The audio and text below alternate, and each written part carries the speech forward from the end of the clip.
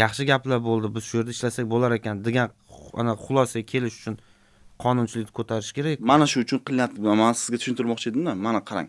Men ularni ketirsam, ular bilan gaplashganimda ular O'zbekiston haqida tushunchasi boshqacha. Afg'oniston deb o'ylaydimi? Da, boshqacha. Realni aytaman, boshqacha.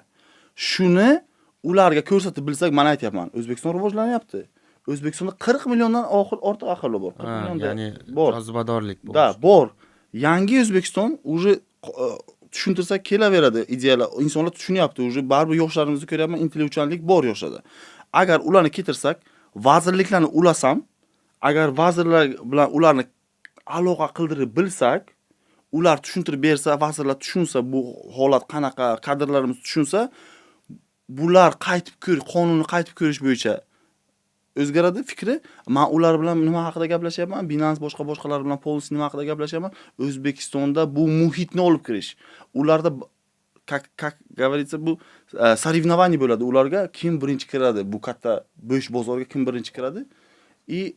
Buni ortidan akademiyalar, ular bepul bularni odamlarni o'qitib beradi o'zi. O'qitib beradi. Shu yerda bozori bo'lish uchun, ya'ni bilgan odamlar bilan bozor unsiz bo'lmaydi, ishtirokchilar bozorni egallash uchun. Xo'p, bu kelishuv yoki muzokaraning qaysi bosqichdasiz hozir? Bizda faqatgina bitta bosqich qoldi, faqat bu o'sha davlat bilan bo'lgan bosqichi, ya'ni o'sha KX da уже marketing taraflari qoldi. Kelishuvlar уже xudoga shukr yaxshi ketyapti. Ular ham rozi. Biz hozir ular deganingizda kim?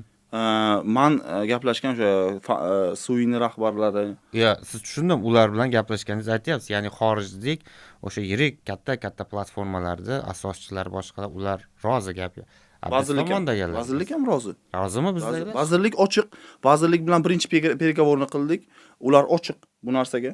Ular ochiq. Ular aytishdiki, investorlar, polniy o'shalar kompaniyamiz tomonidan taklifni kutishyapti.